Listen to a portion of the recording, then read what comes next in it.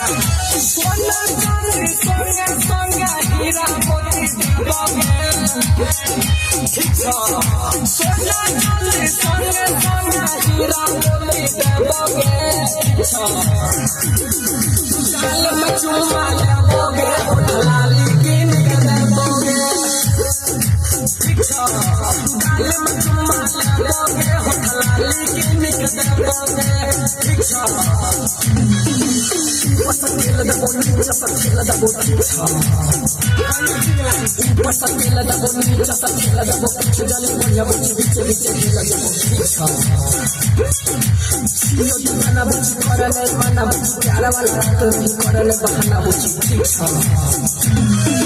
Panjane ho khari khari tohra ka pisalmoge. Panjane ho khari khari tohra ka चुम्मा चाची लेबोगे लाली सा रोटी खाइबोगे चुम्मा चाची लेबोगे लाली सा रोटी खाइबोगे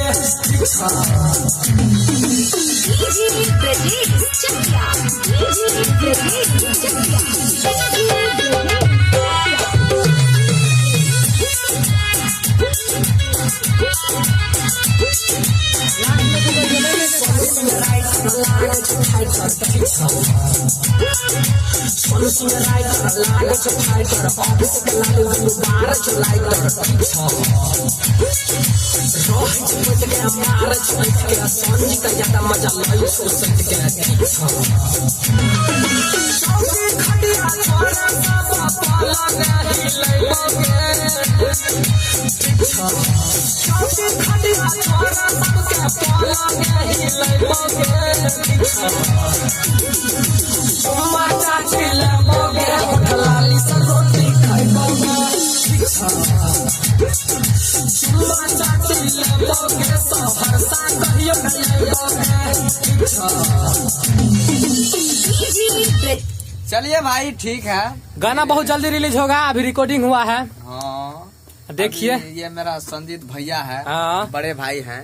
बड़े बनाई छोटे भाई हैं, हम दोनों भाई हैं। अब देख लीजिए उम्र में पता लग जाएगा कौन किससे बड़ा है कौन किससे, सब भाई। बहुत बढ़िया आएगा भैया, बहुत बढ़िया गाना है। इधर देखिए हमारा थोड़ा रूतन भाई बहुत बढ़िया बंदा है, ये भी सिंगर रूतन राज है। प्रणाम भैया। सहरसे जिले से है सब आदमी, तो एकदम सब पे ध्यान देले रहिए। कई भैया सब के गोर छू के गोर लागत। अब का बताए कि का छू के गोर लागत तो नहीं भैया सबके। डोरी से खाली आशीर्वाद में चाहिए। चलिए भैया ठीक है।